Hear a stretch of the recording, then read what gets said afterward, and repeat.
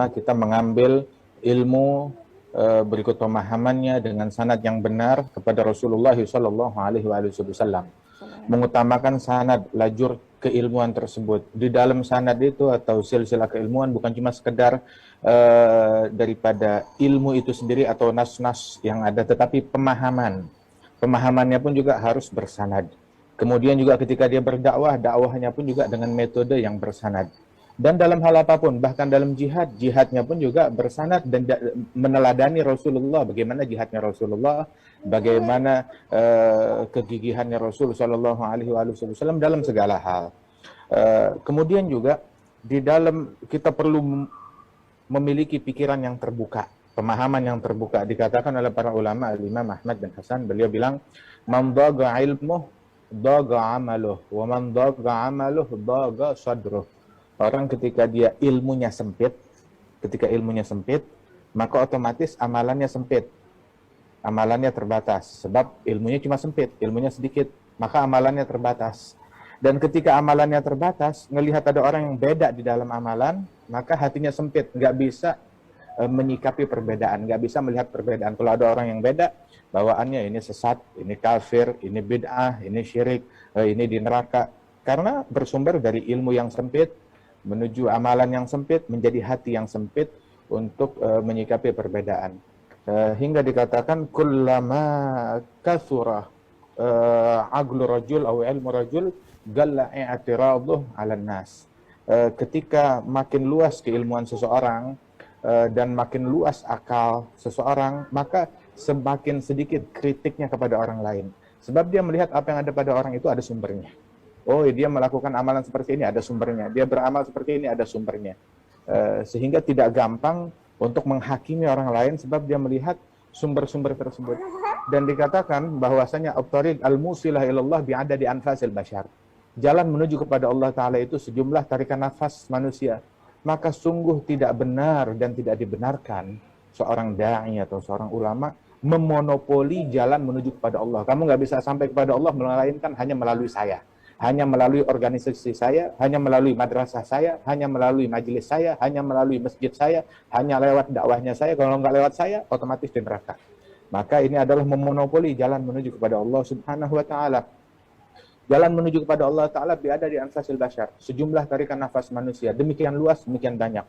Metodenya beragam, silahkan. Tapi semua metode tersebut, mau metodenya beragam, silahkan, nggak jadi masalah.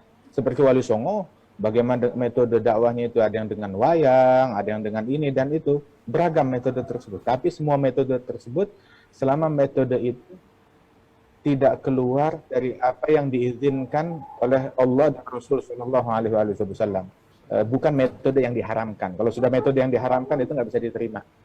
Mau pakai cara apa aja silahkan, tapi jangan pakai cara yang haram. Bagaimana cara yang haram?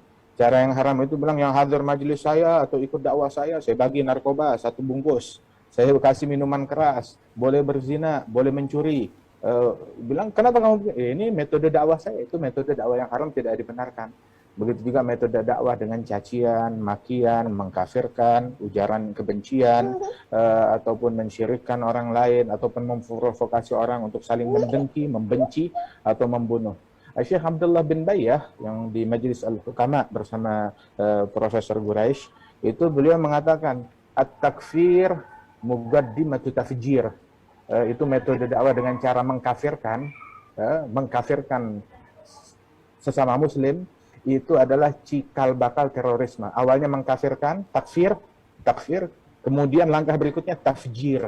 Apa? Meledakkan bom, menghancurkan. Awalnya itu bersumber daripada takfir. Waliyadzubillahi min dzalik. Nah, karenanya itu dakwahnya orang-orang terdahulu itu, mereka itu demikian santun, demikian luhur. Ada beberapa ikhwan teman-teman kita yang aktif di dalam dakwah terhadap anak muda, kemudian juga di pelosok daerah. Itu beliau bilang, saya kalau melihat orang yang metode dakwahnya ekstrim, radikal, mencaci, memaki, mengkafirkan, kemudian juga memprovokasi orang untuk saling mendengki, membenci, maka saya bersyukur kepada Allah. Loh, kenapa bersyukur? Yang saya bersyukur kalau saya kenal Islam bukan dari dia. Kalau saya kenal Islam dari dia, mungkin saya nggak bakalan masuk Islam. Sampai begitu katanya. Makanya alhamdulillah yang datang duluan ke negeri Indonesia ini adalah Wali Songo dan para ulama-ulama yang membawa rahmat, kasih sayang, begitu, dengan cara yang moderat. Kalau yang datang duluan kita, mungkin nggak ada yang masuk Islam di Indonesia ini. Alhamdulillah, nikmat dari Allah Subhanahu Wa Taala.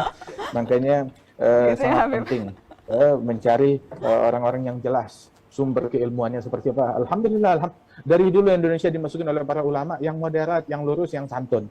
Ya. Dan terbukti Indonesia baik-baik saja. Alhamdulillah. Nah, Alhamdulillah. ketika baru ada yang aneh-aneh, yang baru-baru, sebentar-bentar mengkafirkan, sebentar-bentar membedahkan, sebentar-sebentar mencaci, memaki, memprovokasi. Hingga kita udah enak, menjadi keadaan kacau lagi, menjadi tidak tentram lagi. Kita mau hadir majelis, keluar, masuk majelis, hati kita penuh kebencian, keluar hati kita penuh cinta.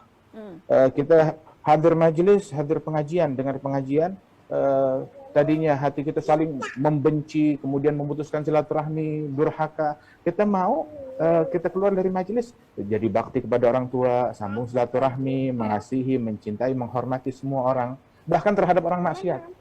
Man la yarham rajulan su' fa huwa aswa' halan minhu.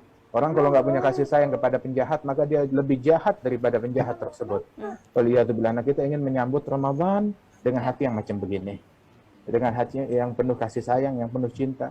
Dan wataknya Indonesia, alhamdulillah, bersama watak yang indah diiringi dengan keindahan agama Islam ini menjadi sempurna. Insya Allah wataknya kita adalah rahmat, kasih sayang, begitu peduli kepada sesama. Ini adalah sebuah hal yang terpuji, yang nggak ditemukan di negeri-negeri yang lain seperti Indonesia ini. Alhamdulillah.